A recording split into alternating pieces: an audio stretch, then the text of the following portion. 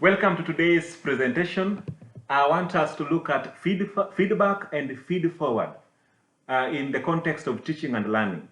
Of course, feedback plays a key role in supporting teaching and learning, and of course, influencing students' activity and attention in class. But assessment generally may be the key driver of learning and teaching.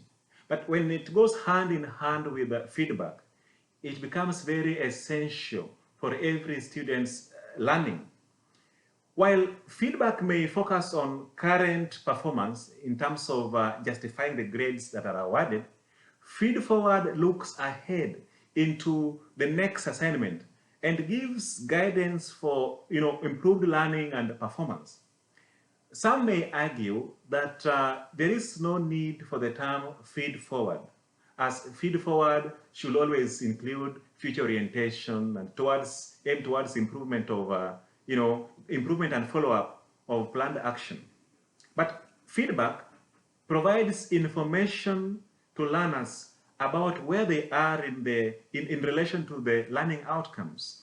And so this enables them to evaluate their progress and identify gaps, misconceptions, and other milieux in the knowledge, and take remediative actions to reduce them the gap. Hence, feedback should always promote self-regulation of learning. Again, when it's generated by professors, peers, colleagues, and even students themselves, we realize that feedback is a very vital component of learning. It can take many forms. It can be praise or, but praise and feedback on content is much less effective in the long term than feedback on the process and skills, which we call on regulatory abilities. And so we are saying that as we go to plan our teaching learning processes, we should put much more emphasis on the processes that surround feedback. Because if done well, really it helps consolidate the learnings of the students. It helps them build on their abilities, okay? So a combination of feedback and feed forward ensures that assessment has an effective developmental impact on the learners. Okay, so maybe we can think about some few strategies that we may want to maybe implement in our classes as a way of improving our feedback processes.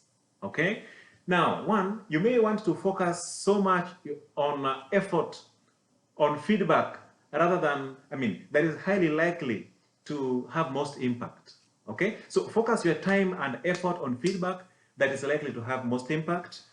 Tend to try and summarize key strengths and common areas for improvement of an assessment, for an assessment. If you can, use group feedback from one study period as a feed forward for another in the subsequent classes. And you can also try and use rubrics to reduce on the need for extensive written comments. We may also want to create and maintain electronic banks of feedback. These comments that are commonplace that relate to different aspects of assessment can be put in curated on an LMS and can be shared amongst markers, and they can be reused from year to year.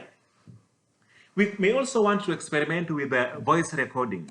And this is very vital. If you can, experiment with voice recording, maybe using apps like Audacity to provide very, very personalized feedback to students, okay? So you may also want to invest time in feedback that supports deep learning, rather than feedback on the surface features of work, e.g. spelling, or feedback on the ego, rather than on the, process itself. Again, finally, on feedback practices, you may think about using automated feedback where possible, because this will really help make your work easy. But it is important for students to appreciate what they can do with feedback. Very, very important.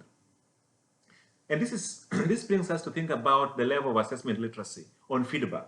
So we need to have sessions in class as teachers when we discuss or talk about assessment literacy with students so that they know feedback and how they can, plow it into their daily practices and optimize on its benefits.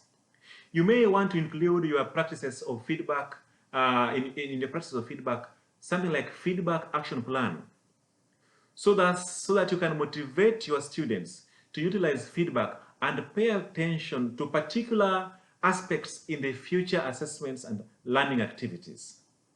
So in conclusion for today's talk, I want to encourage us that the key to learning is feedback. It is nearly impossible to learn without it. Thank you very much, and I hope you are able to, take some of these tidbits and use them effectively in your classes. Thank you.